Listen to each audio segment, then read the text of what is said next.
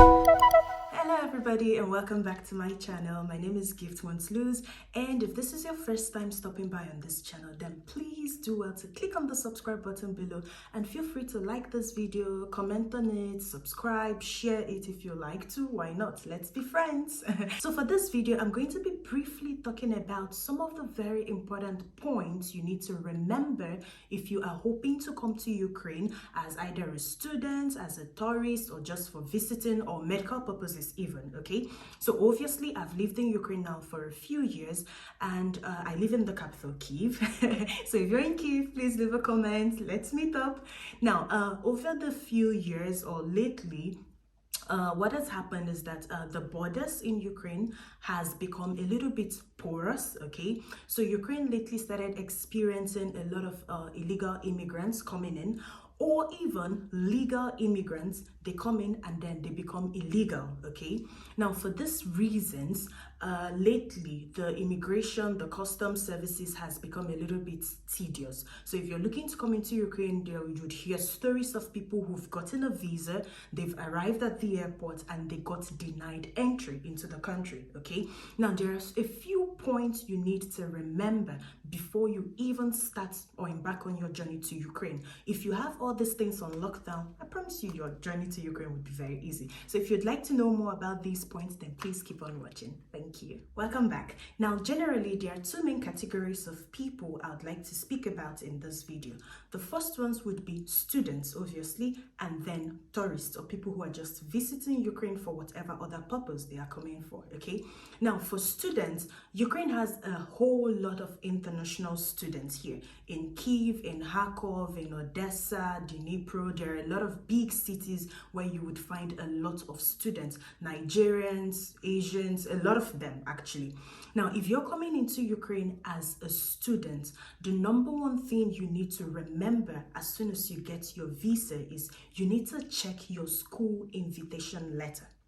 Now, your school invitation letter, this is what shows your purpose of coming into Ukraine, not just your visa, the invite. Okay, so obviously before you apply or during the process of applying for your visa, you must have applied through a school, and the school should have sent you an invite letter.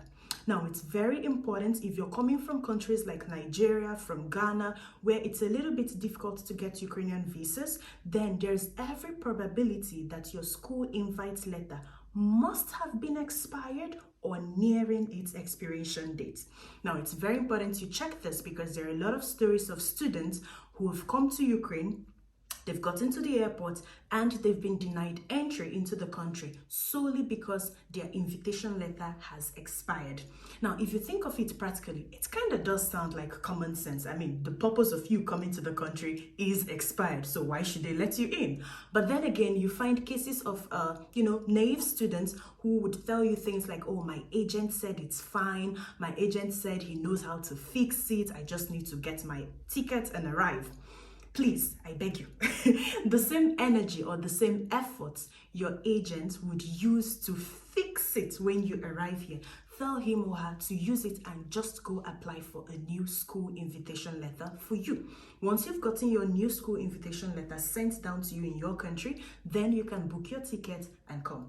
Okay, so the invite letter expires, I think, maybe after 1 month of it being issued. So obviously, if your visa process takes you about 3 weeks, then you should check your invite because you might have just a few days left before it expires, if it's not even already expired. That's point number one. Okay, now number two would be what we call BTA. It stands for Basic Travel Allowance. Now, this doesn't matter if you're coming as a student, if you're coming as a tourist, or for whatever purpose. It's very important that you have at least minimum $2,000 in cash with you. Okay, now the money you have on your card, your credit card, debit card, it doesn't apply.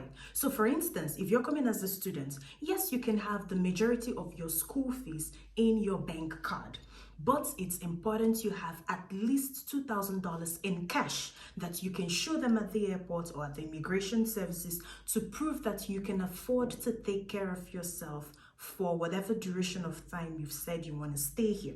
So the minimum I have heard it's about $2,000. Now, why not? If you have more than that, it's even better. But it's important you have this amount in cash, not just on your card, but in cash as well, because they do ask for it as well. Okay. Now, the third point also would be when it comes to students. I cannot even emphasize this point enough. Guys, please, if you're coming into a country, doesn't matter, Ukraine, the US, Canada, Australia, whichever country it is, as a student, when you get to the immigration, I think you should know by now that they will ask you a few questions about your purpose of visit, which is studying, right? So it's important you know at least the name of the city where your school is located, know the name of the school, and also know what you're coming to study. You guys wouldn't believe that I have heard a lot of people complain that, oh, I got asked what city am I going to and I didn't know because my agent did everything for me. No, listen. If your agent can do everything for you, you should be able to do something at least for yourself, okay? Try to go on the internet. There's internet, mobile data, Wi-Fi, whatever. Go on the internet and Google at least the name of your school. Know what course you're coming to study, because there are cases of people who are coming into the country and they do not even know what they're coming to study. If you're coming as an engineer, as a doctor, a medical student, whichever one it is, just do a little bit background research, okay, on your school, the name of the city where you're coming, and also your accommodation. So if you're going to be staying like in the school hostel, then you should know that. If you're going to be having like an apartment provided for you, you should also know that as well, okay? Now, the next thing also would be, especially for students, I would recommend if you're coming in, you should try to come in within the week. So from Monday to Friday, and I'll tell you why. Usually students coming in, the immigration, they always try to know where would you stay. Because let's not forget, Ukraine is not an English speaking country. So when you're coming from Nigeria, where obviously English is the main language spoken, you're coming from France, India, Ghana, wherever it is you're coming from, they already know that you do not know how to communicate in Russian or Ukrainian language. So it's very important for them to know where would you be staying. Now, if you come during the week, you can easily tell them that, oh yes, I am going directly to my school and my school has provided accommodation for me. Unlike if you would come either on a Saturday or on a Sunday, it's going to be a little bit difficult, because then they'll start probing you to know, so is your school at the airport? Is there like a representative from your school at the airport waiting to receive you? Who is this representative? How did you meet him? They would start probing you more. But if you're coming on a weekday, it kind of makes sense that obviously on a weekday, the school is still in session and you can easily just get access and go to your school directly. So this also is very important for you to remember. Second variant would be for people who are coming into Ukraine as tourists, okay? Now, when it comes to tourism, I think there are two main categories: people who are coming for official purpose and non-official purpose. For example, if you have a child or maybe a family member who is graduating from university here, that can be like an official purpose. Now, what I would recommend would be you require this person who is already in Ukraine to go directly to their school, their university, or whichever one it is, and the university will send you a letter of invite to attend this occasion, which is the graduation. By the way, congratulations if you're in such position, okay? So the university would be sending you directly as a parent, a guardian, an auntie, an uncle, whichever one, an invite to attend this occasion. Now, these guys are aside.